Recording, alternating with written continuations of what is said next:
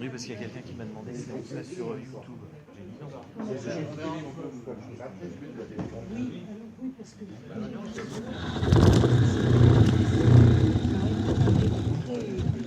C'est difficile. Moi, je te dis, j'ai clairement celui.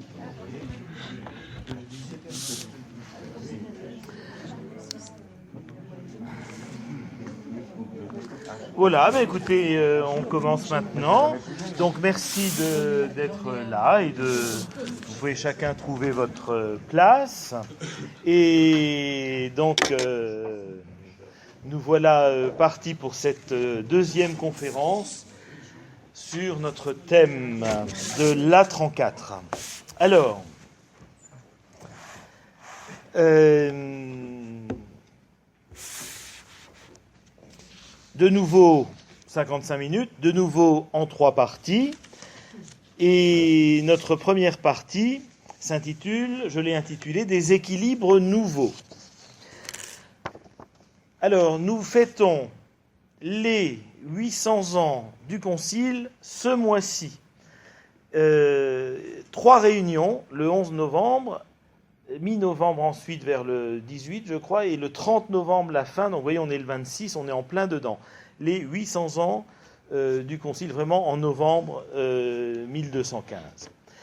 Je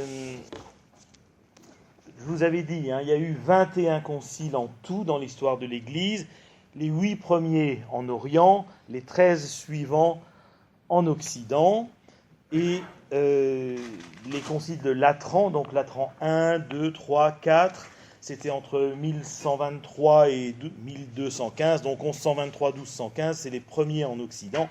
Et Latran 4, donc, dont nous fêtons là en novembre les 800 ans, ça a été l'assemblée la plus importante de tout le Moyen-Âge. Exactement comme il va y avoir pour la COP 21 le plus grand nombre de diplomates et qui a jamais eu dans l'histoire en fait de l'humanité dans un seul lieu, il faut le savoir. Exactement comme avec le pape François, il y a eu 6 millions de personnes quand il est allé en Extrême-Orient. C'était aussi la plus grande réunion d'êtres humains autour d'un seul homme de toute l'histoire de l'humanité depuis toujours, depuis la préhistoire.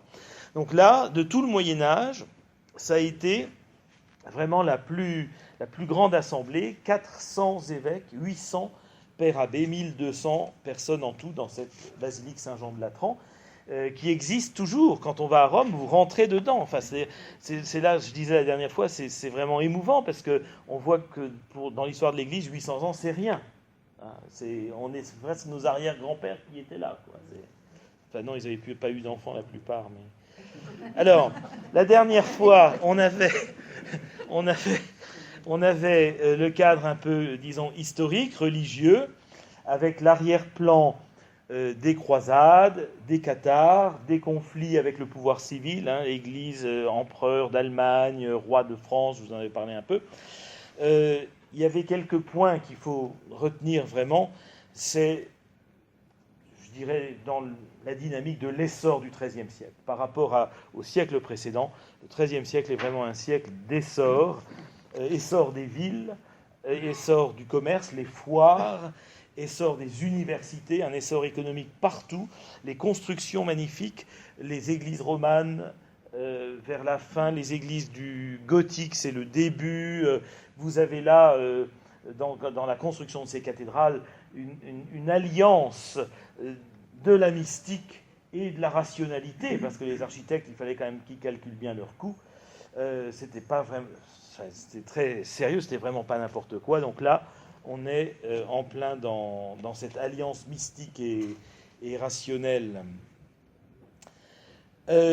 Deuxième point dont on avait parlé la dernière fois et qu'on retient pour aujourd'hui encore, il faut retenir, c'est la concurrence entre le pape et l'empereur ou les rois. Donc l'empereur, c'est donc comme on disait, de l'Empire romain, on employait ce terme, du Saint-Empire romain, germanique, et puis les rois en premier, le roi de France, bien sûr, la France fille aînée de l'Église, une expression que le pape François vient de réemployer il y a 15 jours, je ne sais pas dans quel dessein d'ailleurs, ça m'a surpris, mais bon. Je vous avais dit, tous, néanmoins, même s'ils se bataillent un petit peu de temps en temps, tous ont comme souci le salut de leur sujet. tous ces rois veulent que leur peuple aille au paradis. C'est une quête spirituelle vraiment qui est là.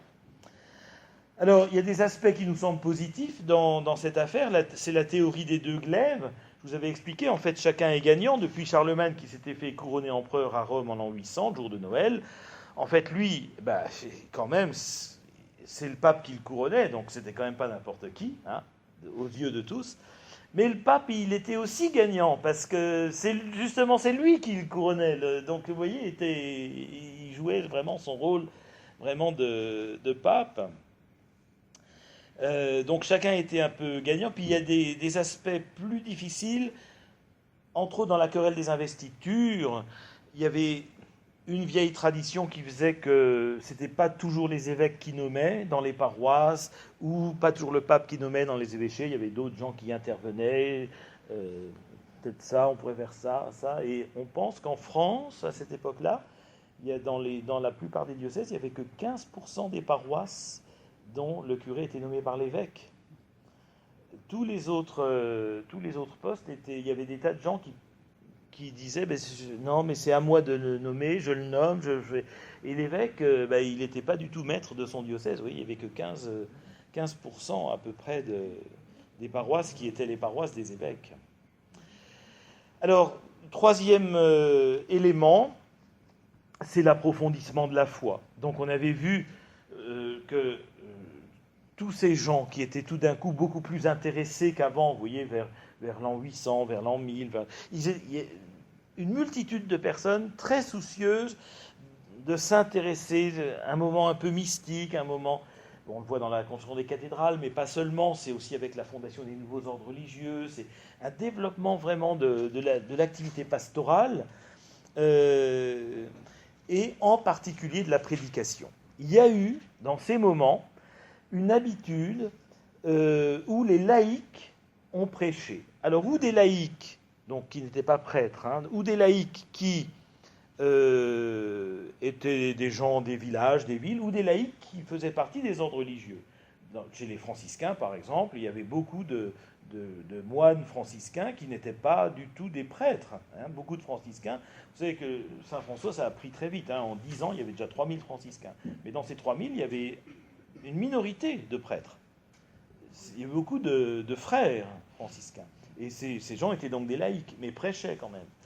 Et je vous ai dit, parmi ces laïcs, des femmes, beaucoup de femmes aussi. C'était non seulement accepté, mais les gens aimaient. Et par exemple, Sainte Hildegarde de Bingen, que le pape Benoît XVI a fait docteur de l'Église, vous savez, cette femme qui a été dans la musique, dans la théologie, dans les plantes, pour les homéopathies, dans un peu tout. Les gens venaient l'écouter, vous voyez. Alors ça s'est perdu après. Ça s'est perdu quand il a fallu un peu cadrer. Quand il a fallu cadrer, non seulement on a cadré, mais en plus, c'est tombé, je vais vous dire pourquoi, c'est parce que ça a été en même temps que les phénomènes, en gros, cathares. Quand il a fallu un peu mettre des frontières, les prêtres des paroisses, ces prêtres des paroisses, ont eu un rôle rénové. Et on les a appelés, c'est vous les pasteurs du peuple. Et du coup, ça a fait perdre l'habitude. Mais il faut savoir que des papes comme Innocent III, par exemple, qui était je vais en reparler tout à l'heure, le grand pape du début du XIIIe siècle, un empereur carrément, mais il n'était pas contre du tout. Et on a des textes de lui. Il voulait encourager ça. On trouvait un bénéfice pour l'ensemble que ces personnes, ces hommes, ces femmes puissent prêcher. Et ça s'est perdu. Alors, ça a été de pair avec, parce que vous imaginez bien que dans ces gens qui prêchaient tous un peu sans que l'évêque dise, il y en avait qui, l'évêque dit, oh, je voudrais pas qu'il prêche, parce que ça a commencé comme ça, vous voyez, je lui donne pas d'autorisation. On dit, il n'y avait pas d'autorisation à demander. Donc, ça s'est passé un peu comme ça, que ces gens ont exprimé des impatiences, ou contre la richesse de l'Église parfois, ou contre la vie du clergé. Certains prêtres, certains évêques comme le concile de Latran IV qui dit les évêques, écoutez, les évêques, c'est pas la peine de sortir le soir après votre dîner, ne ressortez pas dans les cabarets de la ville, c'est inutile. Le mot du concile, c'est inutile. Vous voyez donc tous ces excès un peu qu'on imagine. Donc ces gens qui prêchaient, naturellement, conduisaient vers plus. Ils voulaient une fraternité plus grande. Il y avait une demande d'une plus grande fraternité. Il y avait une demande de plus d'authenticité ou de pauvreté même. C'est pas sans rapport avec la création des ordres mendiants, donc des franciscains, ordres pauvres, des dominicains. Vous voyez, il y a eu un peu ça. Donc une exigence nouvelle. Ce qui fait que ce que j'ai appelé la dernière fois ces impatiences par rapport à l'Église officielle, c'est devenu un peu des révoltes. Ce qu'on a appelé ensuite les hérésies. Vous voyez, mais ce n'était pas vraiment des hérésies au niveau théologique, c'était plus des impatiences, des révoltes. Et bon. Alors, ces prédicateurs itinérants, parfois aussi, itinérants, ont fait le lit, le berceau de ces mouvements vaudois, cathares, et quand justement le mot hérésie, cathare convient pas trop en réalité, le mot croisade contre les albigeois ou contre les cathares, on a dit bon, il y a la croisade là-bas, on va faire une croisade ici, on employait le même mot, mais même les gens étaient, j'ai lu beaucoup ils se sont dit, mais c'est pas vraiment la croisade, ça, qu'est-ce que vous voyez, les mots se sont dépréciés, ils ont été viciés, le sens des mots a été vicié. Alors, ces cathares qu'on appelait en France les albigeois parce qu'ils étaient dans le coin de la ville d'Albi simplement, c'est pur, cette recherche de pureté, en réaction un peu à l'Église, il nous faut évoquer la réaction qu'ils ont suscitée, et en premier l'Inquisition. Ce mot qui veut dire simplement enquête au départ, ensuite les destructions de villages, de châteaux, aussi par les rois de France, et puis le mythe cathare. Il y a un mythe aujourd'hui encore, il y a un mythe cathare. Alors les cathares, c'est un phénomène européen, on en trouve déjà 150 ans avant, vers l'an 1050 à 1000 ans, on trouve déjà des prémices de ça. On en trouve en Allemagne, dans la vallée du Rhin, dans la ville de Cologne. Donc vous voyez, la géographie est difficile à saisir, comme le mouvement est aussi difficile à saisir dans sa pensée, parce qu'on ne le connaît que par les réfutations. Ils n'ont pas écrit beaucoup, beaucoup de choses ont été détruites, et c'est seulement les réfutations qu'on a gardées, donc c'est plutôt par les réfutations qu'on connaît la pensée cathare. Alors, sur les cathares, ah ben zut, j'ai oublié la pile de livres qui est derrière. Est-ce qu'Alexis... Oui. Ben, Alexis va y aller, oui. Et non, il y va. On a ici 7-8...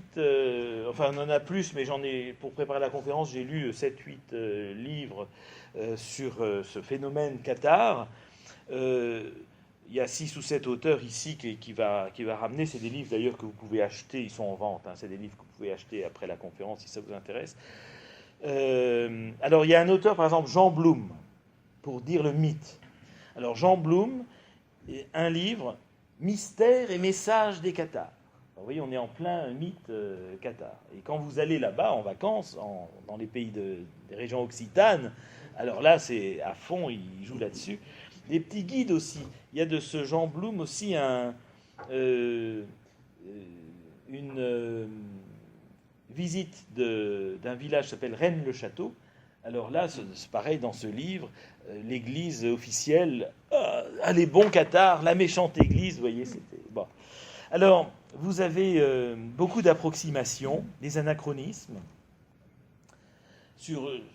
dans la présentation même du message cathare. Alors il y a un guide, dans les guides touristiques, il faut le savoir, dans les guides touristiques, par exemple le guide Marabout, il écrit « Les cathares voulaient un éclatement du carcan moyenâgeux, par la mise, donc moyenâgeux, pas médiéval, moyenâgeux, par la mise en contestation de l'Église et l'apparition des premiers symptômes d'une démocratie naissante. Or, Merci. Donc, vous voyez tous ces livres, Guide marabout touristique, c'est celui-là que je cite.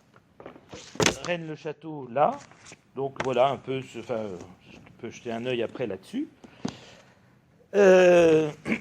Beaucoup d'expressions anachroniques. Dire démocratie pour la pensée cathare, ça n'a pas de sens. Ah, vous voyez. Donc, symptôme les pauvres, ils voulaient une démocratie, puis le méchant roi de France. Alors, mais on eut ces drames où les cathares, voulant un mouvement populaire de libération, d'esclavage spirituel, vous voyez, furent conduits vers le bûcher. Ils entraînaient la sympathie des masses. Mais l'Église, soucieuse de maintenir sa domination mondiale, s'efforça de trouver dans l'appui des rois le moyen d'y parvenir.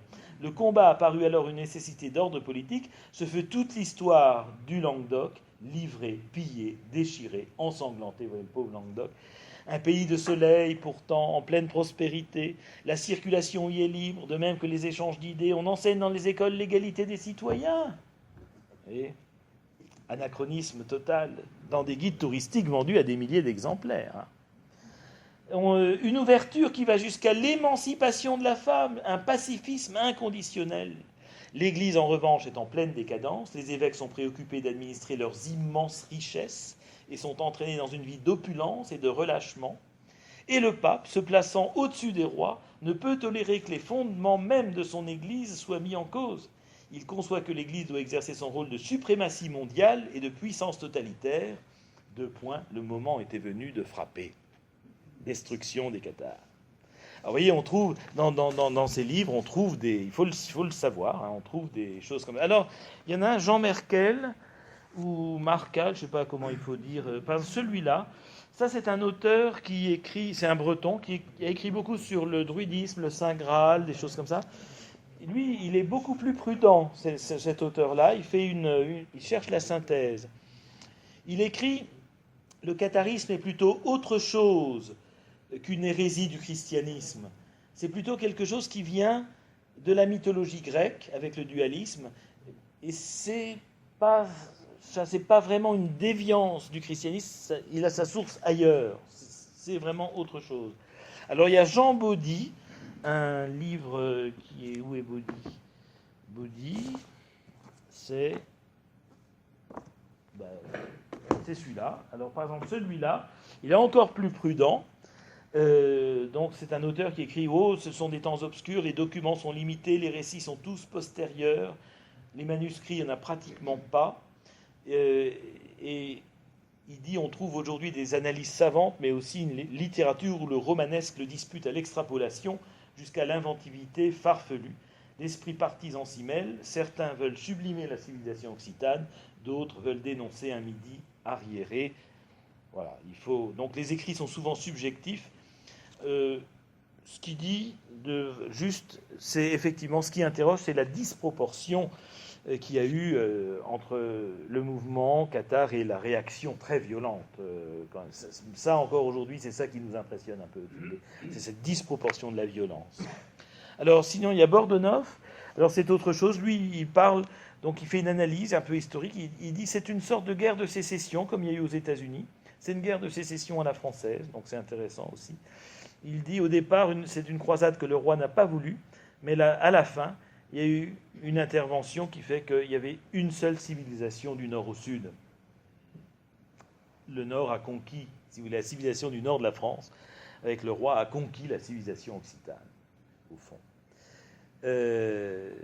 La revue L'Histoire, ici, dit « Le nord a colonisé le sud ». Et une autre auteure, Anne Brenon, alors elle, c'est tout autre chose. Elle fait des parallélismes entre l'occitanisme et le New Age. Donc, bon, c'est des parallélismes un peu moins intéressants.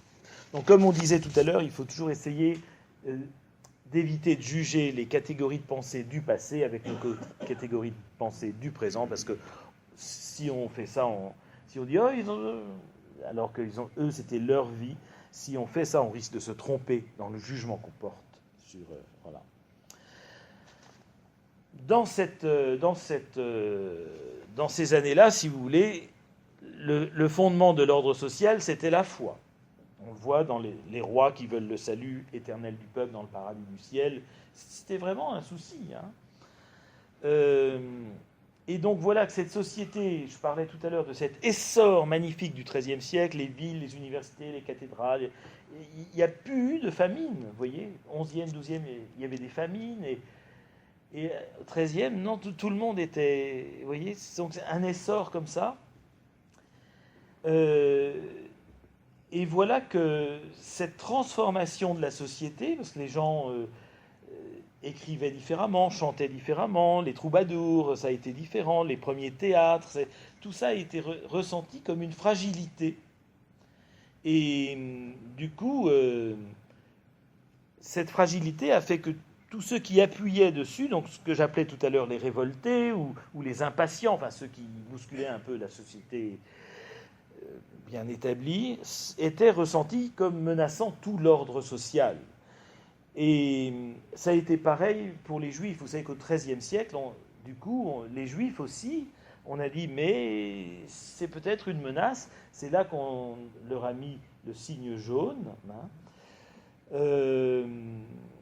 Ça a été pareil avec les protestants plus tard. Vous voyez, toujours Louis XIV, quand il dit les protestants, c'est ressenti comme une menace, parce qu'ils sont autres. Et tout ce qui est l'altérité, comme tout ce qui paraît étrange, parce que c'est étranger, enfin vous connaissez tous ces jeux de mots. Donc voilà. Alors, au milieu de tout ça, dans toute l'Europe, il y a ce phénomène de ce qu'on a appelé en Europe médiane les Wanderprediger, donc les prédicateurs itinérants. Et parmi eux, le plus important pour nous, ici, dans nos régions, c'est Pierre Valdès, ou on l'appelait parfois Valdo, qui, je vous l'avais dit un jour, comme il y a eu la chanson de Roland, il y avait la chanson de Saint-Alexis, il entend cette chanson de Saint-Alexis, et qui exaltait la fraternité de la primitive Église, la pauvreté évangélique. Et lui, il dit, mais je suis séduit par ça. Allez, j'arrête, je change de vie, j'arrête. Donc il dit à sa femme, je te quitte. Les filles, il les place dans des couvents. Et lui, il fonde cette espèce de mouvement vaudois, les Vaudois, Valdès, son nom, Vaudois, qui existe encore aujourd'hui. Le pape François a reçu des Vaudois, il y a 6 semaines, au Vatican. Ils sont classés ensuite à la Réforme protestante, ils se sont classés dans les protestants. Ils existent encore aujourd'hui. Il y a un groupe de protestants, les Vaudois. Alors, les cathares, je vais finir par là. Donc, il y a ce même idéal de pureté des origines de l'Évangile, c'est-à-dire cette fraternité, cette pauvreté contre les excès du clergé. Mais il n'y a pas que ça. Ils ont été recherchés, comme disait cet auteur, cette mythologie dualiste chez les Grecs, ce manichéisme, comme on dit parfois en philosophie, vous savez, le bien, le mal, ils s'opposent, alors que ce n'est pas tellement la théologie catholique. Dans la théologie catholique, Dieu est vainqueur, le Christ est ressuscité. Il ne peut plus rien arriver. Tout est à nous, le monde est vers sa transformation. Vous voyez, le mal est vaincu. Ce n'est pas égalité comme ça. Et là, dans ce dualisme, les cathares enseignent, non, il y a 2 mondes, celui qui est bâti par le démon, où nous vivons, la matière, c'est l'œuvre du diable, et puis l'esprit, le monde du bien, l'œuvre de Dieu, où accèdent les purs, puisque katharos veut dire en grec les purs, le pur, tout ce qui est pur. Alors, nous, chrétiens, on fait comme les juifs d'ailleurs, on dit la création c'est l'œuvre de Dieu. De fait, elle n'est pas encore parfaite, mais elle marche vers sa perfection. Elle évolue vers sa perfection. Les signes de ça, ça a été par exemple que saint François d'Assise, dans ces années-là, ait composé son cantique de la nature. Vous savez, mon frère, le soleil, ma sœur, la terre, ma sœur, l'eau, tout ça. Et pour mettre en valeur la matière, dire que c'est l'œuvre de Dieu aussi, et pas l'œuvre du démon, parce que c'est de la matière, justement, et pas de l'esprit. Non, toute matière et esprit sont l'œuvre de Dieu. Alors, quand naturellement on pense comme ça a des conséquences au niveau de la foi, c'est-à-dire que si tout ce qui est matière, c'est mauvais, Jésus n'a pas pu s'incarner. il n'est pas né dans une crèche, il n'a pas eu de corps. Là, ensuite, l'Eucharistie, le pain, on dit c'est le corps du Christ qui est là. Non, c'est pas possible non plus. Donc du coup, si c'est pas possible, il n'y a pas besoin, donc il n'y a pas besoin de prêtre. Donc s'il n'y a pas besoin de prêtre, il n'y a plus de sacrement. Donc vous voyez, on se dit, mais qu'est-ce qui va rester de l'Église? Donc l'Église s'est inquiétée et elle n'a pas su rapidement trouver la réponse adéquate, il faut bien le dire. Alors sur la présence ou la puissance de Satan ici, on a dans cette époque-là toutes ces luttes contre la sorcellerie. C'est dans l'élan d'un certain manichéisme où il y a le bien, le mal. Là, vous imaginez que la sorcellerie revient vite. Donc, on dit, puisque Dieu ne fait que le bien, c'est le diable qui développe tous les maux. C'était courant de dire que le diable est capable d'empoisonner même l'air, les microbes, respirer la peste, tout ça. Vous voyez, tout se passe comme si Dieu avait abandonné la terre au prince de ce monde, comme dit l'Évangile. Effectivement, déjà dans l'Ancien Testament, au chapitre 41 du livre de Job, on lit « Il n'est aucune puissance sur la terre qui puisse résister à la puissance de Satan ». Et donc, dans l'Écriture sainte, il y a l'affirmation de la force de celui qui veut nous séparer de Dieu. Donc, diabolos veut dire ça. Comme diaphragme, c'est ce qui sépare, diable, séparé de Dieu. Bon. Et après, on entre dans le symbolisme typiquement médiéval, c'est-à-dire que tous les animaux inférieurs, par exemple la vermine, les puces, les araignées, tout ça, c'était le diable pour ces gens.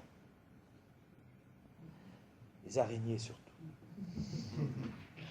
Alors, naturellement, on parlait beaucoup de tout ce qui était vision, tout ça. Alors, comme la Bible parle en langage symbolique, comme en Orient on parle en langage symbolique, comme on en a parlé après, vous savez, par exemple au XVIIe, dans la Kabbale juive, tous les symboles, ou comme en poésie on parle en langage symbolique. On dit, la Bible décrit la création du monde en 6 jours. Le 7e, Dieu dit, ah c'était bien. Et c'est vrai, c'est faux, mais c'est une poésie orientale écrite par des orientaux pour des orientaux il y a 2500 ans. C'est comme du Baudelaire. Du Baudelaire, c'est vrai ou c'est faux? Ben, c'est ni vrai ni faux, c'est de la poésie. Et c'est pareil. Donc tout ce langage symbolique qui est support pour autre chose. Ça a duré longtemps. Dans le catéchisme de Saint-Pierre Canisius, après le Concile de Trente, il cite 67 fois Satan, beaucoup plus que Jésus. Vous voyez ? Luther lui-même, en 1529, il écrit « Le diable attente sans cesse à notre vie et décharge sa colère en nous, causant des accidents et des dommages corporels. De là vient qu'à plus d'un il a fait rompre le cou ou perdre la raison, certains il les noie dans l'eau, et nombreux sont ceux qu'il pousse au suicide. » Luther. Alors, évidemment, l'Église réagit. Alors, vous savez que, avec les cathares, les papes ont essayé de susciter des débats. Et d'abord, des débats publics. Et même Innocent III, c'est des personnes qui voulaient qu'il y ait des échanges, que les gens parlent entre eux sur ces sujets, se confrontent un peu, si vous voulez. Mais ça ne s'est pas réalisé, enfin, c'était un peu sans succès. Alors, les cathares à la fin du XIIe, de ce siècle-là, les cathares ont finalement été excommuniés. En 1184, ils ont été excommuniés. En 1205, 20 ans après, Saint Dominique est passé dans ces régions. Il a vu sur place. Et après, quand il a fondé l'ordre dominicain, il avait ça en tête. Il a dit, il faut agir là, vous voyez. En 1207, 2 ans après, il y a un légat du pape qui s'appelle Pierre de Castelnau, qui est assassiné. Et là, ça a été, pour Innocent III, il n'a pas accepté qu'on assassine son légat. Donc il a dit, là, il faut réagir. Et on a lancé la fameuse, entre guillemets, croisade contre les albigeois. C'était la première fois qu'on lançait une attaque aussi nette contre des chrétiens dans l'histoire de l'Église. 2 ans après, c'est l'épisode de Béziers, 1209, vous connaissez la phrase « Tuez-les tous, Dieu reconnaîtra les siens ». Donc le drame absolu. Et là, c'est devenu politique. Donc c'est devenu l'affaire du roi. Alors, le roi, naturellement, ces gens des régions occitanes, ça ne les intéressait pas trop, qui préféraient être autonomes. Donc le roi, alors, quand ça venait de l'église du roi, ces familles de notables, on leur a demandé de réagir. Ils ne l'ont pas trop fait. De même, les évêques, ils venaient de ces mêmes familles de notables. Ils étaient issus du même milieu. Ils n'ont pas réagi non plus. Ce qui fait que le pape a dit, si c'est ça, j'ai sous la main 2 ordres qui sont en train de se constituer, les franciscains et les dominicains, 1215-1220 à peu près. Moi, c'est des ordres qui peuvent être vecteurs d'une politique. Un centralisme à Rome, ils ne dépendent pas de ces évêques qui sont les fils du comte, machin, ça. C'est des moines qui donneraient leur vie. Je les envoie. Et on comprend mieux, vous voyez, comment ça s'est passé. Alors, ils n'ont pas été soutenus par le bras séculier, parce que ils ont hésité à mettre en prison ou à confisquer les biens ou à... Il n'y a eu que 1% d'exécution. Il ne faut pas du tout majorer. Il y avait 1% seulement d'exécution. Mais le pouvoir séculier n'aidait pas. Ce qui fait que les évêques qui étaient au début chargés avec leurs tribunaux diocésains de faire les enquêtes, ils ont été déchargés alors qu'ils devaient le faire eux, comme ils ne s'en occupaient pas, ils ont été déchargés et c'est les dominicains et les franciscains à qui les papes ont demandé de faire ce travail. Et plus les années ont passé, plus ça s'est empiré. En 1252, alors que le pape Nicolas Ier avait interdit en 866 la torture, le pape Innocent IV la repermet à nouveau. Et 10 ans après, ça empire encore par un pape français, Urbain IV. Lui, il était plus sensibilisé à ça. Et je vous ai dit, il n'est même jamais allé à Rome, je vous l'ai dit la dernière fois. Puisqu'il n'y a eu qu'un tiers du temps dans le siècle où les papes ont été à Rome, ils étaient ailleurs sinon. Parce que Rome n'était pas sûr, pas fiable comme site, comme ville. Et ce Urbain IV, le français, il dit ça ne marche pas, la torture, personne ne veut la faire. Et il a chargé les dominicains de faire eux-mêmes la torture. C'est la première fois que des prêtres ont torturé des chrétiens. Vous voyez, ça empirait. Ça a encore empiré avec les peines qui ont été données. Il y a eu souvent prison qui a été donnée, de la prison, de la flagellation, mais la plupart du temps, c'était la confiscation des biens.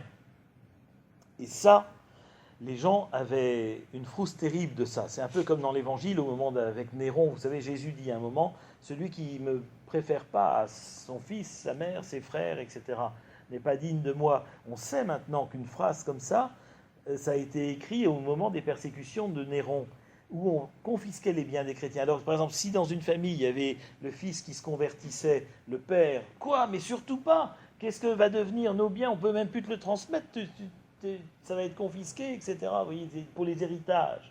C'était très important dans l'esprit des gens.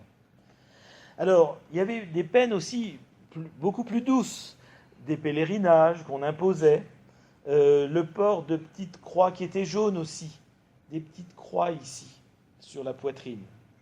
Et donc, après, pour les récalcitrants, les bûchers, mais il faut savoir qu'il y avait moins de 1%. Et Mathieu, qui est professeur d'histoire à Épernay, m'a dit l'autre jour qu'il y a eu, dans tout le Moyen-Âge, tous les morts de l'Inquisition, dans toute l'Europe, c'était beaucoup moins que la seule Révolution française. Vous voyez ? Donc, bon, voilà. Bon. Alors, en Champagne, ici, il y a eu un certain Robert Le Bougre qui est venu, qui était d'ailleurs un ancien cathare converti, qui a fait brûler plusieurs centaines de personnes. Robert Le Bougre, ici, en Champagne. une sorte de timbré qui a été désavoué par Rome. Et il a été relevé de ses fonctions. Mais c'est devenu tellement dramatique qu'à la fin, vous le savez, quand le roi a fini par détruire les châteaux de Roquemaure, de Ségur, Montségur, etc., les derniers cathares ont voulu périr brûlés. C'était vraiment fou. Alors, le catharisme s'éteignait, pourquoi? Il y avait principalement la peur de perdre ses biens, comme j'ai dit, dans la confiscation des héritages. Deuxièmement, il y avait quand même le travail que les prêtres ont refait, il y a eu une réforme de l'Église, et ça redevenait quand même crédible au XIIIe siècle. L'Église était redevenue un peu crédible. Et en même temps, dans la théorie cathare, il y avait quelque chose qui allait à contre-courant de cet essor du XIIIe siècle dont j'ai parlé tout à l'heure, et il devenait difficile de croire que le monde appartenait à Satan et que la matière était définitivement mauvaise, alors qu'on voyait tout cet essor, et les gens qui étaient heureux, qui souriaient, plus de famine, on construisait ces cathédrales, les universités qui se développaient, tout ça, vous voyez ce monde qui avait... Et on disait, mais non, mais ils se trompent quand même, c'est pas possible, quoi, vous voyez, donc... la matière fondamentalement corrompue et corruptrice, c'était plus possible. Et en plus, intellectuellement, comme les universités se développaient, on avait quand même des gens qui savaient répondre. Alors, si vous voulez en résumer, on est passé avant d'une église très décentralisée, avec des évêchés là, là-bas, des abbayes qui dépendaient pas des évêques, donc décentralisées aussi. On est passé de ça à, avec ces ordres mendiants, les franciscains, les dominicains, à des choses beaucoup plus centralisées, qui avaient des consignes, qui pouvaient les faire passer, des directives, et qui ont pu détecter l'hérésie beaucoup plus facilement qu'un père abbé bénédictin dans son monastère à Trifouilly les oies. Enfin, vous voyez, l'Église a changé là. Il y a eu une centralisation beaucoup.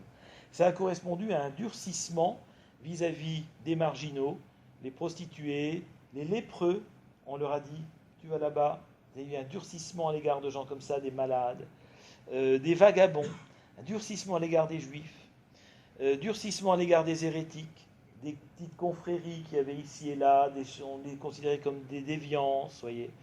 En même temps, il y a eu une affirmation de l'autorité de l'État, il faut bien le dire. Et donc, au milieu de tout ça, l'Église, je vous dis, elle avait du mal à élaborer une réponse adéquate. Même les franciscains, avec leur douceur, leur poésie. Vous voyez, quand saint François d'Assise a inventé les crèches, c'était en 1226. C'est pas pour faire un petit truc, une petite image poétique. L'image de la crèche, c'est pour affirmer que là, dans la matière, dans le corps, le Fils de Dieu s'est bien incarné là. Il était là, vous voyez. Et pour prouver encore plus, vous savez que saint François d'Assise, il n'avait pas mis de bébé dans la crèche. Il avait mis à la place, entre Joseph et Marie, une miche de pain, qui était déjà le pain de l'Eucharistie. Le pain qui se mange, la parole, le verbe.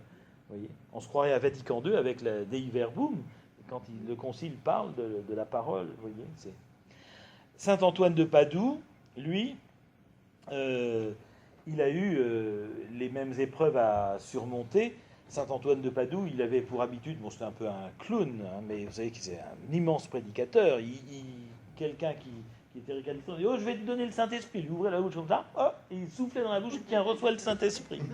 Ça, c'était Saint Antoine de Padoue, qui a énormément prêché. Bon, vous voyez l'histoire de l'âne à Bourges. Il était parti loger chez quelqu'un qui ne voulait pas croire en l'Eucharistie. Saint Antoine dit, il était quand même sûr de son coup, hein, c'est des choses, c'est véridique ça, hein, c'est pas des légendes. Il a fait venir un âne, il a dit, si l'âne, le propriétaire de l'âne, il s'appelait Bonoglio, il a dit, si l'âne se met à genoux devant l'ostensoir, plutôt que devant son picotin à manger, je croirais. Il a fait venir l'âne, il a vu l'hostie, il s'est mis à genoux. Il y a eu aussi l'histoire de saint Antoine avec le bébé dans les bras. Vous savez, à Limoges, donc il était logé chez quelqu'un de la famille de Turenne, Et ces gens le voient le soir, et ne pas fermer la porte ou quoi, et ils voient avec un bébé dans les bras. Et le type, il n'avait pas dérangé, mais et le lendemain, il lui dit, mais c'était l'enfant de Jésus que vous aviez dans les bras hier soir. Et il dit, bah, je voulais pas le dire parce que mes extases mystiques, tout ça, ma prière, mes visions, j'en parle pas. Mais si vous me demandez, oui, c'est vrai, c'était l'enfant de Jésus que j'avais dans mes bras. Tout ça, c'est pour affirmer l'incarnation vraie du Fils de Dieu dans la matière du corps. Vous voyez, tout ça, c'est en contrepoint à la pensée cathare. On pourrait continuer comme ça longtemps. Alors, en disant tout ça, on ne quitte pas l'ambiance qui préside à la réunion du concile et au travail du concile. Il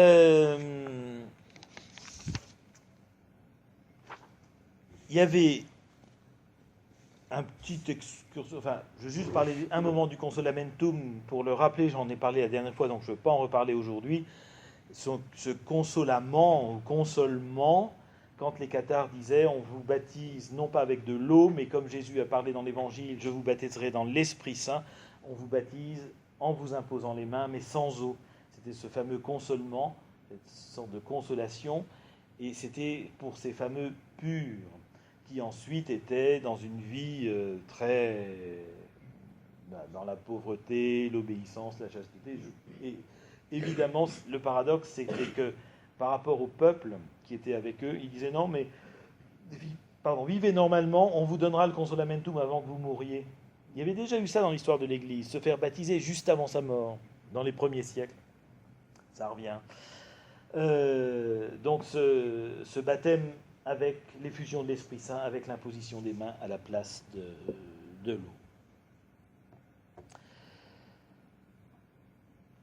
Deuxième partie. Maintenant, je veux parler de ce pape Innocent III, donc avec le concile. Donc, on a terminé notre première partie sur les nouveaux équilibres un peu, et je viens à la deuxième partie maintenant, des paroisses refondées. Donc, deuxième partie, la refondation des paroisses refondées, de fond en comble. Ça se fait avec le concile. Le pape du concile, c'est Innocent III, j'en ai parlé tout à l'heure, c'est quelqu'un de très grande envergure, il a étudié à Bologne, à Paris, à Rome, il a beaucoup écrit, toujours de façon très claire, c'est aussi un prédicateur chevronné. On a conservé 60 homélies de lui, souvent ça touche justement à tout ce qui est l'incarnation, le corps et l'âme, le corps devant la mort, l'âme devant la mort, c'est un peu dans le contexte cathare si vous voulez. Sur le corps dans l'Eucharistie, et ensuite le corps mystique de l'Église, comme l'Église invisible, l'Église comme corps, corpus mysticum, c'est une expression très importante au Moyen-Âge pour l'Église. C'est quelqu'un qui a soutenu l'université naissante, aux grandes dames de l'archevêque de Paris, il était évêque de Paris, il est devenu archevêque après. Mais les archevêques ont existé quand même déjà depuis les années 770. À Reims, par exemple, en 770, on parlait déjà d'archevêque. Mais à l'époque, l'archevêché était à Sens, c'était encore l'évêque de Paris. L'évêque de Paris voulait diriger l'université, et le pape a donné la liberté aux universités. Certains évêques n'étaient pas du tout contents de ça, vous voyez. Donc le soutien aux ordres nouveaux, etc. Alors, très important pour lui en politique, qu'est-ce qu'il fait ? Il utilise l'expression vicarius Christi, vicaire du Christ, plutôt que successor Petri, successeur de Saint-Pierre. C'est-à-dire que, vous voyez la lignée, Saint-Pierre, les autres papes, successeurs de Saint-Pierre, bon, c'est sympa. Mais tout d'un coup, si vous dites, je suis le vicaire du Christ, c'est autre chose, c'est plus. C'est pas seulement, vous voyez, parce que le Christ, c'est le roi des rois et le seigneur des seigneurs. C'est au-dessus de tous les autres rois. Et dire que lui, c'est le vicaire de celui qui est le roi des rois, alors ça place les choses autrement.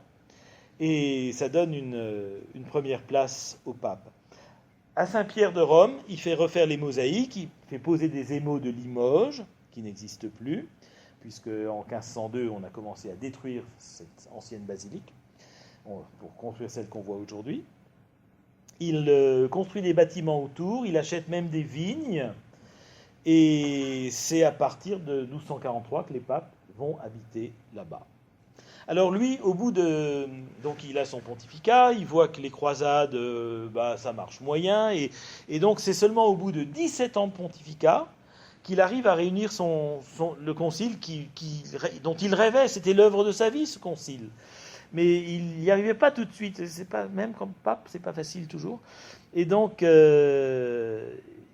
bout de 17 ans de pontificat, il réunit ce concile, donc 36 ans après l'A33.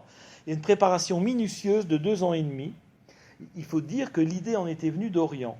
C'est-à-dire que quand il y a eu le sac de Constantinople, vous vous rappelez, des croisades par les gens venus d'Occident, ces personnes, ils disent, mais nous on est des chrétiens aussi, on est d'Orient, d'accord, mais enfin qu'est-ce qui se passe? Donc ils ont proposé, les orientaux, de refaire une grande discussion peut-être pour, pourquoi pas, se remettre.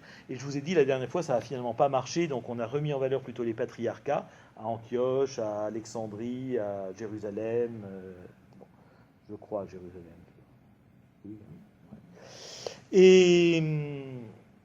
Et puis, on voyait qu'il y avait peu de succès des croisades. Ça, c'était un peu, disons, ça mourait, personne ne voulait y aller. On n'a pas du tout, c'était pas, un petit succès vraiment. En même temps, le pape se disait, s'il n'y a pas la paix en Europe, je ne pourrais pas demander à tous les rois de faire une grande, ultime croisade. Donc il y avait aussi dans l'idée du concile de refaire la paix. Et je vous l'ai dit la dernière fois, effectivement, le concile a décrété d'autorité 4 années de paix générale. Ça a été pratiquement respecté. Pas toujours, mais c'était sympa, 4 années de paix générale, décidées par le pape. Et puis, avec ces fameux impatients ou révoltés ou contestataires, donc Cathare et autres, on voulait réformer l'Église. Alors le pape convoque le concile, c'est une très belle expression écrite dans la bulle d'appel, très belle expression écrite, on voit que c'était quelqu'un. Et, comme je vous ai dit, 1200 personnes. On ne peut plus savoir qui était-ce parce que le registre a disparu au XIVe siècle. Il a sans doute été brûlé au XIVe siècle, mais enfin, les gens disaient le monde entier était là, et même les acteurs albigeois sont venus, c'est-à-dire on a appelé ces gens, les cathares sont venus aussi au concile. Donc, en 3 sessions, comme je vous ai dit, une session, ça veut dire on se met ensemble assis. Et entre deux, il y avait toujours une dizaine de jours entre deux, ils discutaient. C'était ce qu'on appelait les séances intermédiaires. Et là, on voit qu'il y avait une grande liberté d'expression. C'est-à-dire que les 1200 personnes dans les sessions officielles, c'est plus là où on pouvait discuter. Mais ce n'est pas comme au Concile de Trente. Au Concile de Trente, quand on a discuté sur le thème de la justification, c'est-à-dire comment l'homme devient juste devant Dieu alors qu'il est pécheur, il y a eu 44 congrégations particulières et 61 congrégations générales, donc plus de 100 fois on s'est mis ensemble pour discuter du sujet. Là, c'était différent. Quand il y avait ces grandes assemblées de 1200 personnes, on votait seulement les textes qui avaient été préparés. Mais entre-temps, on discutait, et on le sait parce qu'on a conservé des textes dans les archives vaticanes, c'est toujours là, c'est pour ça qu'on dit qu'il y avait une liberté d'expression, c'est parce qu'il y avait beaucoup de plaintes. Et si les plaintes sont reçues, c'est que les gens pouvaient effectivement parler, s'exprimer. Donc, ça, on l'a. Mais, alors, des liturgies très populaires, ça a plu. Les gens à Rome, ça leur a plu. Et souvent, il y avait des grandes processions dans les rues, des défilés, mais le pape est allé lui-même souvent dans la rue parler aux gens pendant le concile. C'est 3 semaines de fête, si vous voulez, dans la ville de Rome. Une atmosphère très joyeuse, très populaire. Alors, dans le déroulement, le pape a parlé des 3 sens du mot Pâques. Alors, Pâques veut dire passage en hébreu, Pécha, et il dit, je l'applique à la future croisade, il faut délivrer Jérusalem en souvenir de la Pâque du Christ. Donc c'était un premier sens de Pâque. Deuxièmement, passage aussi, il l'appliquait à la réforme de l'Église. Il faut que l'Église se réforme. Une nouvelle Pâque de l'Église, vous voyez, c'est assez beau. Et puis, il termine en disant aux pères qui s'étaient rassemblés là, donc les évêques et les abbés, troisième sens du mot Pâque, la Pâque éternelle, on sera toujours le passage vers l'éternité. Il dit, mais vous, avec moi, on sera bientôt dans le paradis tous ensemble, donc travaillons à fond. Et là, ils ont été capables, disons, avec grande foi, de s'occuper de la réforme de l'Église, de vouloir reprévoir les croisades. Alors, ils ont écrit pour ça des constitutions, donc les fameuses en latin, c'est constitutiones, et saint Thomas d'Aquin, qui les avait relus, il avait aussi lu les écrits du pape antérieurement, et il a compté qu'il y avait 40 citations dans les constitutions de ce que le pape avait écrit, mais antérieurement.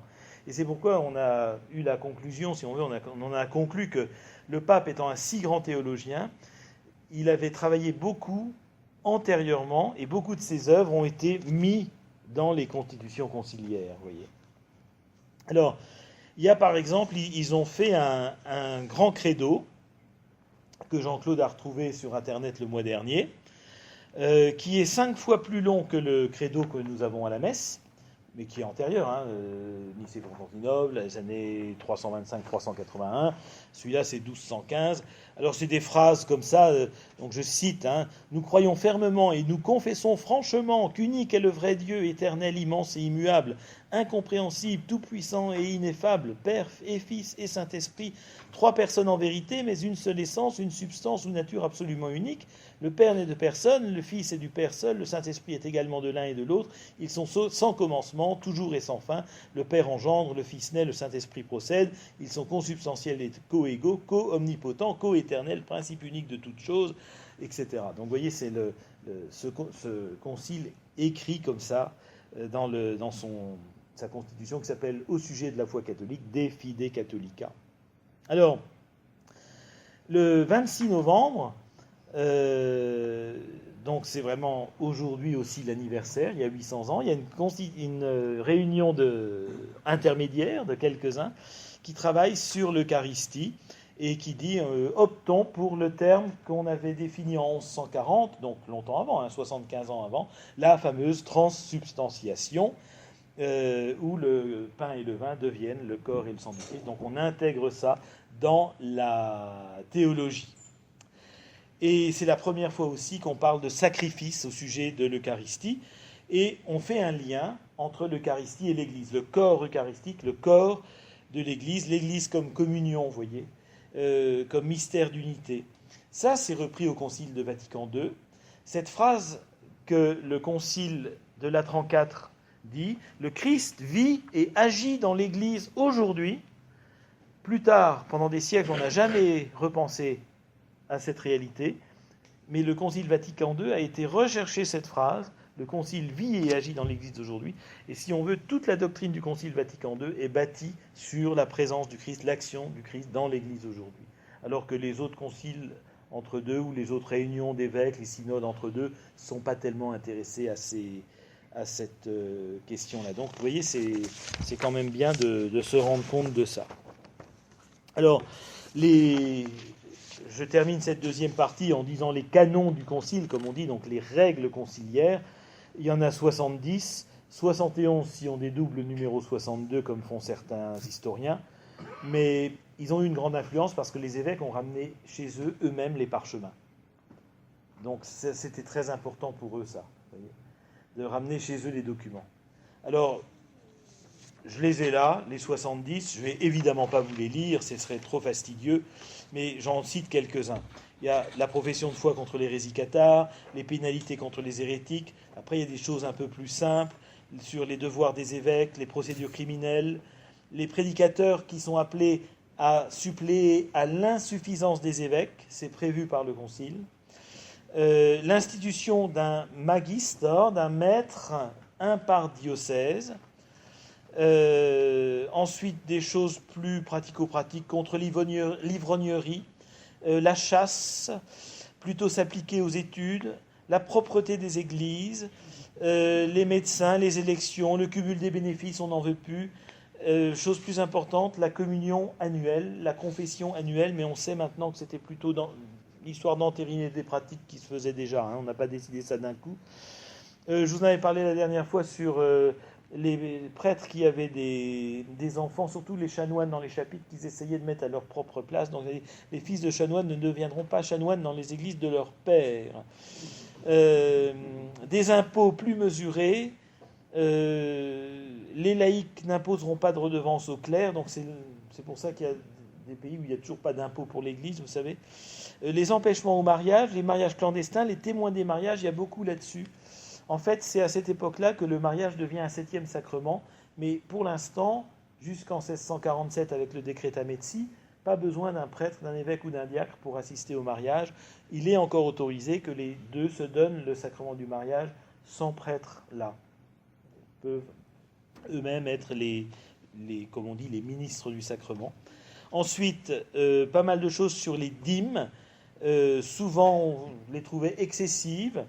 On a dit aussi contre les exactions des évêques qui abusent des taxes, qui abusent des excommunications, qui s'amusent à excommunier n'importe qui sortent la nuit. Alors oui, les évêques qui vont dans les cabarets, c'était pas du tout... Enfin, il y en avait forcément, et puis aussi après sur les Juifs. Alors, c'est un peu ce déroulement du concile, et je termine avec la 3e partie, qui est un peu l'essor de la pastorale. Donc, l'essor d'une pastorale, c'est le titre de ma 3e partie, l'essor d'une pastorale. Et je vous avais dit la dernière fois, ce qui me frappait, c'était un peu l'image de l'élévation à la messe. Vous voyez ?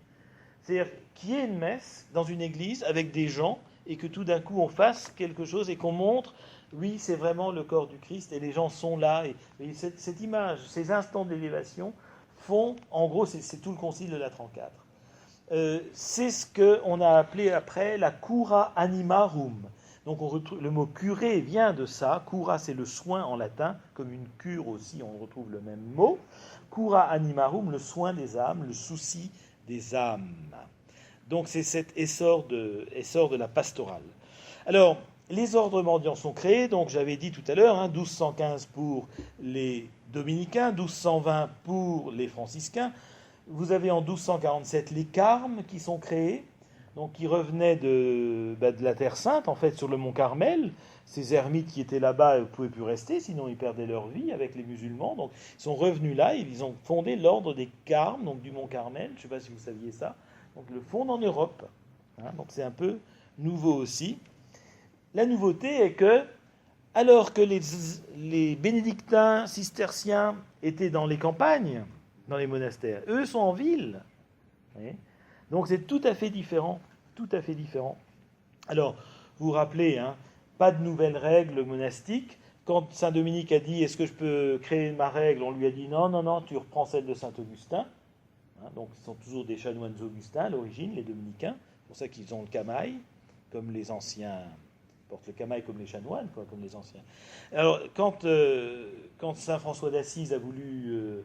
d'abord, il ne voulait pas de règle, Saint François d'Assise. Ensuite, on lui a dit, s'il faut en faire une. Et puis, il a dit, oui, mais laquelle ? Et c'est Saint Antoine de Padoue, en fait, qui a un peu insisté pour que lui, qui était ancien moine augustin aussi, pour qu'ils prennent eux aussi la règle des augustins. Et d'ailleurs, les franciscains ont aussi le camail, vous savez, ce petit vêtement des épaules, là. Les franciscains l'ont aussi.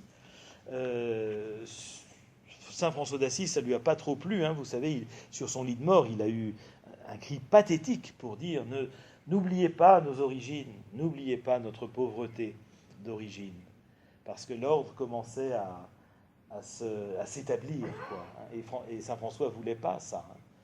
Saint François qui s'était mis dans la nature simplement pour chanter les louanges de Dieu. Vous voyez, enfin, c'est une autre dynamique, quoi. En tout cas, il y a eu beaucoup de sympathie pour ces ordres. Jacques de Vitry écrit en tant qu'évêque de Saint-Jean d'Acre, « Il y avait les moines, les chanoines, les ermites. Le Seigneur ajoute en ces temps une nouvelle institution, la beauté d'un nouvel ordre, la sainteté d'une nouvelle règle. » Et Burkhard d'Ursperg, un moine prémontré, écrit « En ce temps-là, le monde vieillissait. 2 ordres surgirent dans l'Église, dont ils renouvelèrent à jamais la jeunesse à la façon de l'aigle. » Alors, la vie de l'Église. Le Concile a dit qu'il faut développer absolument les synodes diocésains. Un évêque doit parler à ses prêtres. Il faut aussi des visites pastorales.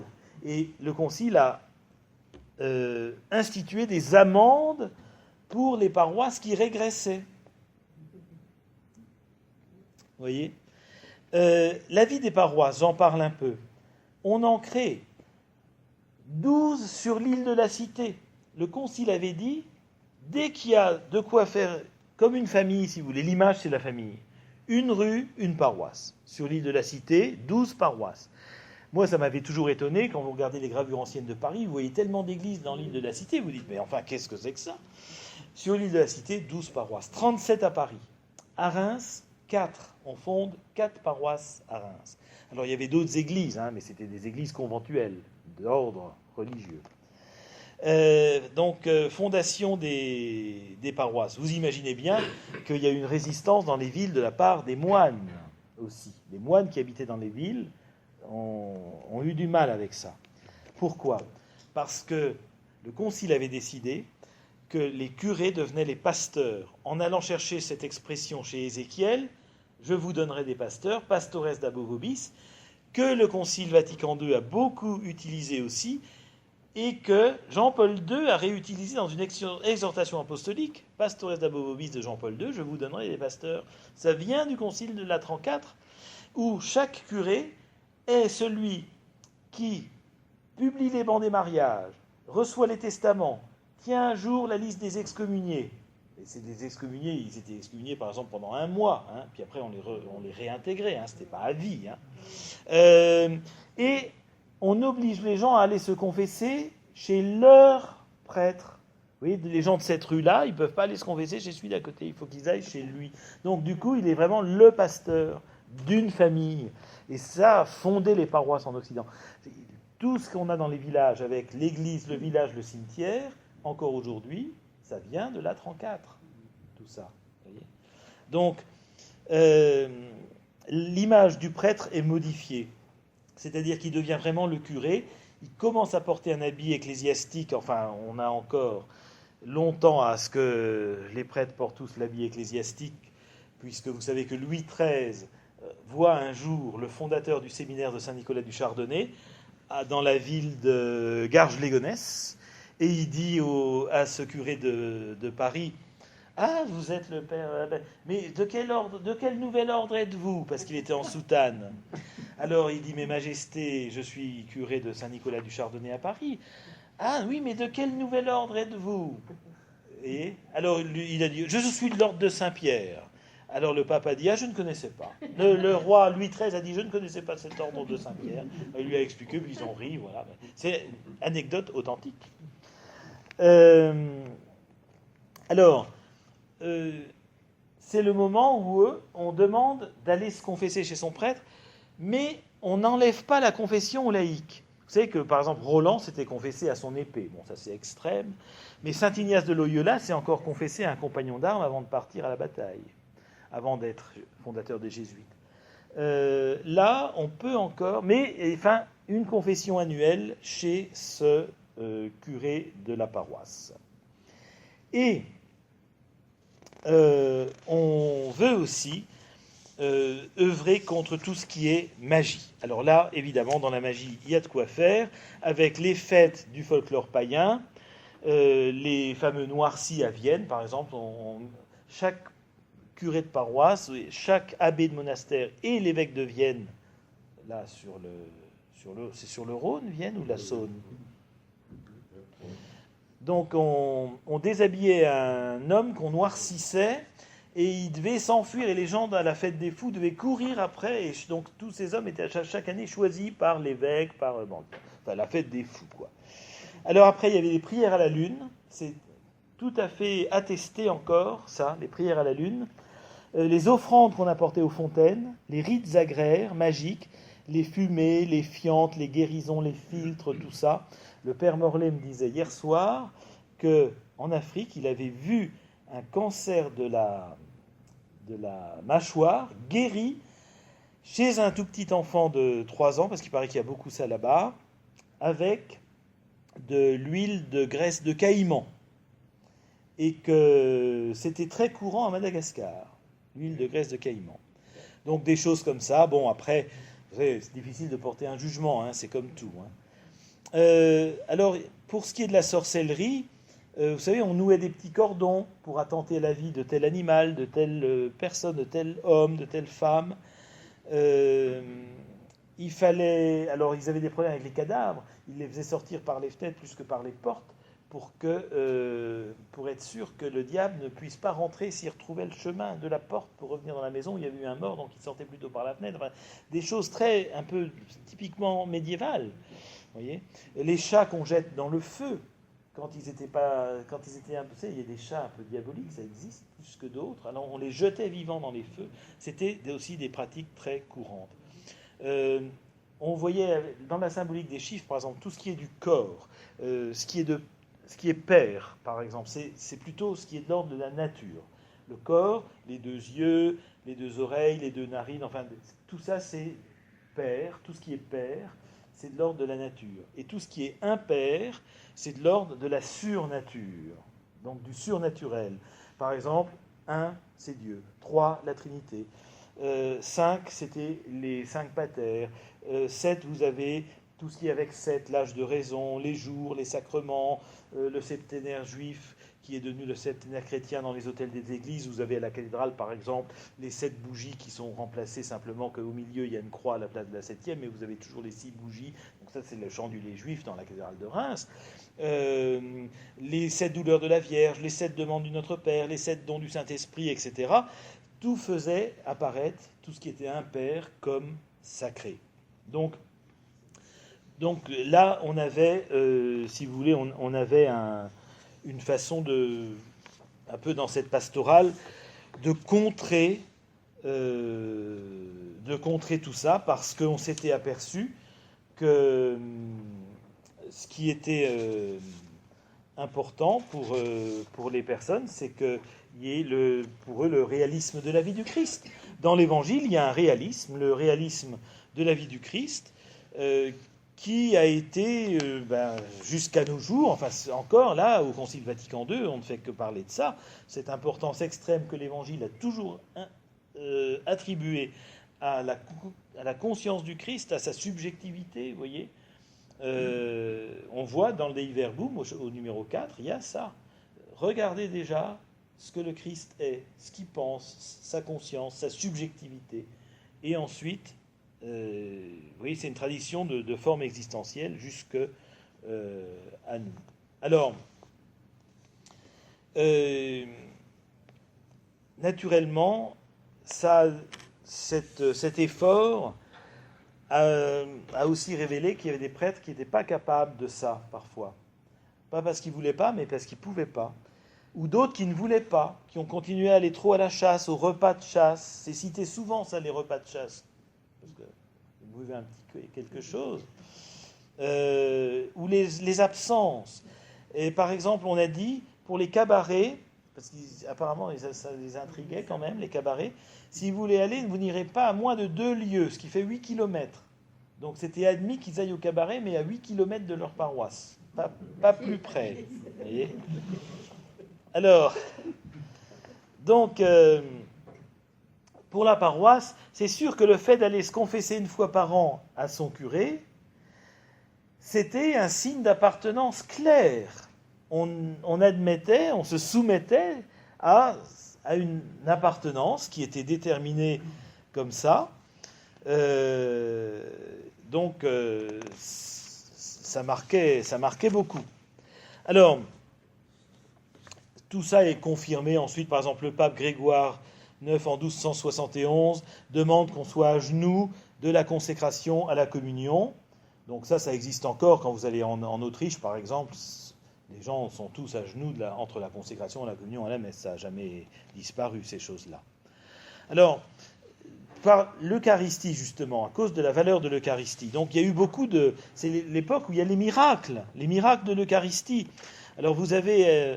il y avait à Lanciano, dans les Abruzzes, on avait conservé depuis l'an 800 de la chair et du sang qui ont été depuis analysés. C'est le groupe AB, C'est comme sur le linceul de Turin. Vous avez à Bolsena cette fameuse hostie qui a saigné. Le pape Urbain IV, le français, y est allé voir, il a accouru. Et c'est le corporal qui est aujourd'hui encore conservé dans le transept nord de la cathédrale d'Orvieto. Je ne sais pas si vous avez déjà vu. Il est tout en haut, là. Vous avez eu beaucoup de miracles comme ça. À Faverney, il y a le fameux miracle en Haute-Saône où il y avait une adoration de 3 jours. Et quand l'église a brûlé, l'ostensoir est resté suspendu en l'air intact.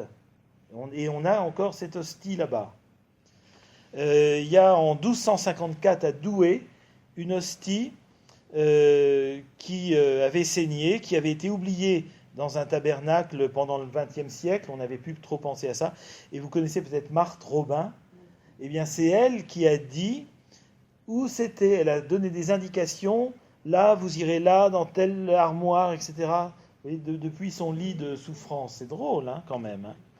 Et même le cardinal Bergoglio, notre actuel pape François, a eu, on le voit dans des écrits, il a eu à gérer en Argentine une hostie qui était devenue de la chair humaine, et il est allé voir, l'a fait analyser, c'est aussi le groupe AB. Et donc beaucoup de miracles sur l'Eucharistie, comme ça, mais enfin bon. Alors, la fête Dieu est instaurée en 1254 par ce pape français, là, Urbain IV. C'est lui qui a fait développer un peu le gallicanisme, un premier gallicanisme. Pourquoi ? Parce qu'en tant que Français, il a estimé qu'il pouvait taxer beaucoup la France. Il a voulu faire rentrer beaucoup d'impôts, alors que le Concile venait de dire l'inverse, genre comme ça. Et du coup, il y a eu des résistances. On a été un peu... Alors, pourquoi est-ce que cette fête est instaurée en 1254 ? C'est du fait qu'il s'est souvenu qu'elle avait été demandée par le Christ dans une vision en 1208 à une sainte belge de Bruges, sainte Julienne. Et c'est ces moments où saint Thomas d'Aquin a écrit beaucoup des hymnes qu'on a encore. Pange Lingua, les 2 dernières strophes, le Tantum Ergo, ou Adorote Devote, vous savez, choses comme ça.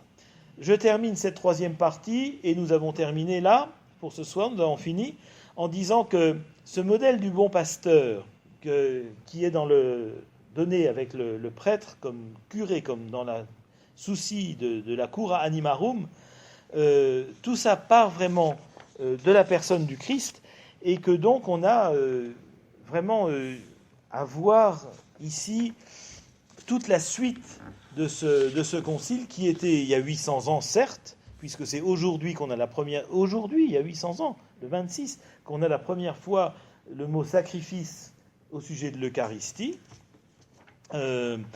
Mais si vous voulez, en conclusion, je pourrais dire, très brève conclusion de 20 secondes, je pourrais dire que cette époque, si on regarde l'époque, c'était un jeu de pouvoir incessant.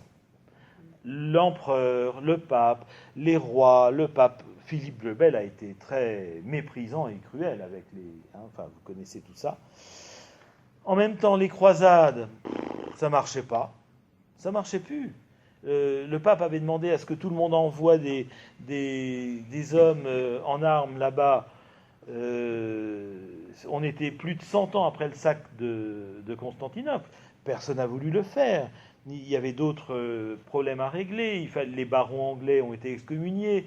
Il fallait que le comte de Toulouse soit destitué. Il fallait que... C'était le moment où le pape voulait remplacer l'empereur par le fameux Frédéric II de Hohenstaufen.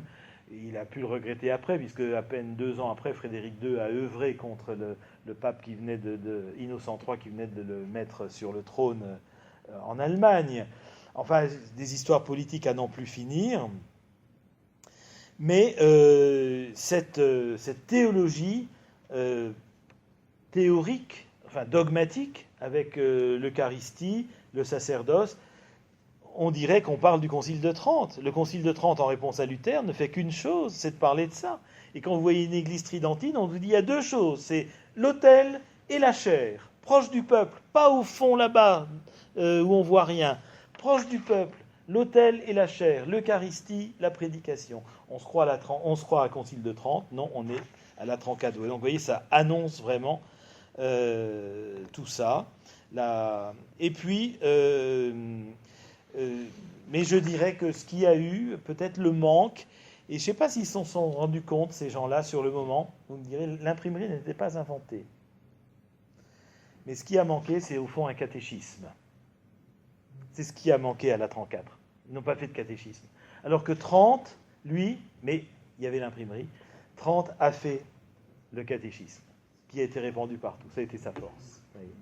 Là, et sinon, pour Vatican II, donc je disais toujours l'annonce un peu la reprise de la 34 par Vatican II, c'est sur cette affaire du Christ qui vit et agit dans l'Église aujourd'hui. Christus vivit, le Christ vit dans son Église aujourd'hui, in ecclesia sua. Et là, ça a été toute la dynamique de ce que les pères du Concile Vatican II ont pu faire sur les fameux Tria Munera, les 3 charges du Christ qui viennent de l'Ancien Testament. Le Christ comme pasteur est à la fois prêtre, prophète et roi, pasteur universel, c'est-à-dire prêtre, il sanctifie le monde, comme tout baptisé doit sanctifier sa vie, il gouverne l'Église de Dieu, tout baptisé, prêtre ou pas, doit gouverner sa propre vie, l'offrir à Dieu, et ensuite l'enseignement, être prophète aussi. Tout prêtre ou tout laïc a sa mission d'évangélisation, si on veut. Donc en cela, on participe à la mission du Christ, définie par saint Jean Chrysostome, donc le Christ comme prêtre, prophète et roi. C'était des concepts de l'Ancien Testament, vétérotestamentaires, comme on dit, qui ont été repris au IVe siècle par les pères de l'Église. On les a oubliés dans l'Église catholique. Vous savez qu'au Concile, on les reprend, mais en fait, ils reviennent par le droit canonique protestant du 19e en Scandinavie. C'est comme ça que ça a été réintégré. Enfin, peu importe. Mais il y a naturellement cet élan qui est donné et qui existe en germe déjà dans un concile comme ça. Et donc, le dernier mot, c'est la réforme. Ecclesia semper reformanda. L'Église doit toujours être réformée. L'Église est sans cesse à réformer. Et donc, je ne peux pas terminer sans citer le pape François, bien sûr, la réforme du pape François. Voilà, en tout cas, je vous remercie. Et il y a maintenant un petit apéritif là-bas, comme la dernière fois pour ceux qui veulent. Merci beaucoup.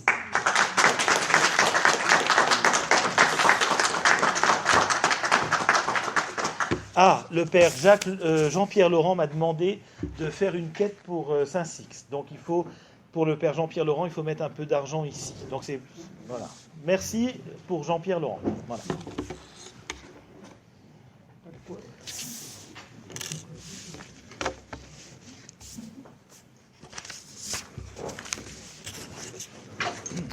Et là, il y a donc ces livres sur les cathares qui sont ici, qu'on va ramener de nouveau dans la bibliothèque. Voilà. Et donc, que vous pouvez regarder ou même acheter.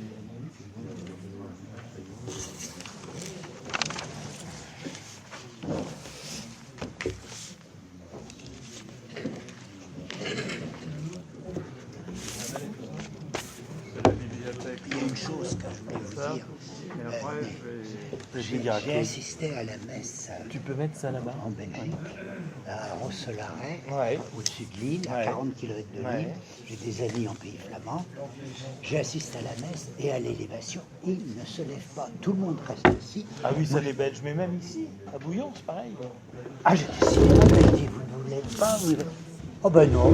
Alors le prêtre fait l'élévation et il ne bouge pas. Il a qu'à leur dire de se lever. Hein?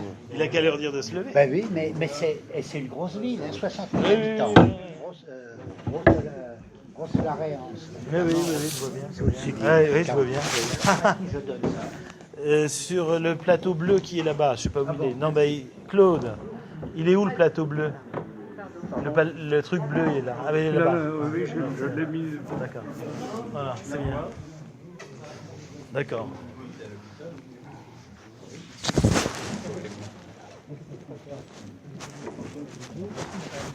Madame Roux. Yes. Quatrième. Celui-là, il est sérieux. Ah oui, il a toute